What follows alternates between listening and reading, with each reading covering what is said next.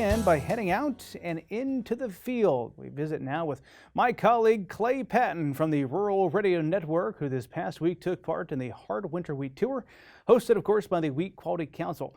Clay, you're joining us today as you're just outside of Hebron, Nebraska. Much of that tour, though, focused on the state of Kansas. They dipped down into Oklahoma a bit as well. Broadly speaking, what's the purpose of the tour, Clay?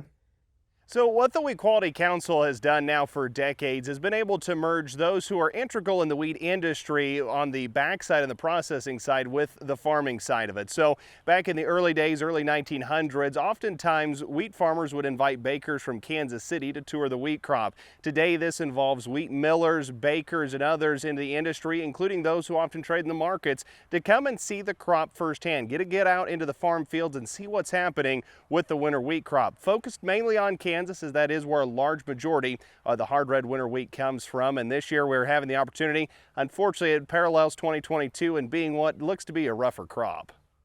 All right, Clay, well, let's talk about it then. What are you seeing out in those fields? So just out the gate, we started in Manhattan, Kansas on the first day of the tour, and now we're in Hebron, Nebraska. The first stop out of the gun right there near Clay Center, Kansas was a really solid field. 49 bushels per acre is where our formula estimated it at. It was a good thick stand, no disease pressure. The second one just a little further to the north and to the west, that's where we start to see a little bit of freeze damage.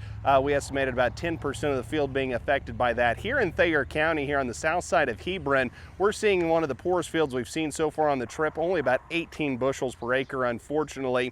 With that, had the opportunity to talk with the farmer that actually owns this ground. It is in behind some soybean ground, so it's a soybean wheat type rotation. Wheat typically does perform a little poorer in behind the soybeans, but given the fact that they're well under their average for precipitation in this area, it's struggling. We measured a 4-inch crack here in the soil. So again, subsoil moisture is tough in this part of the country. Clay, you mentioned the abandoned acres. What do you think is going to happen to those abandoned acres? What are you hearing?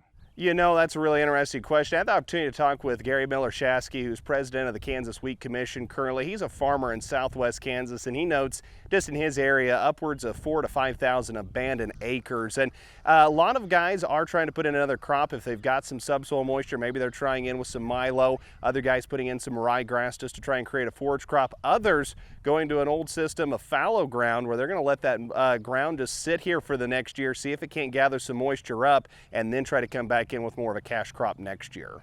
All right, Clay, thank you very much for joining us and for sharing that insight. By the way, the tour made 318 stops. On Tuesday, they calculated a yield of just shy of 30 bushels per acre. If realized, that'd be nearly 10 bushels lower than the yield that they measured last year. Final numbers will be posted online at the website ruralradionetwork.com.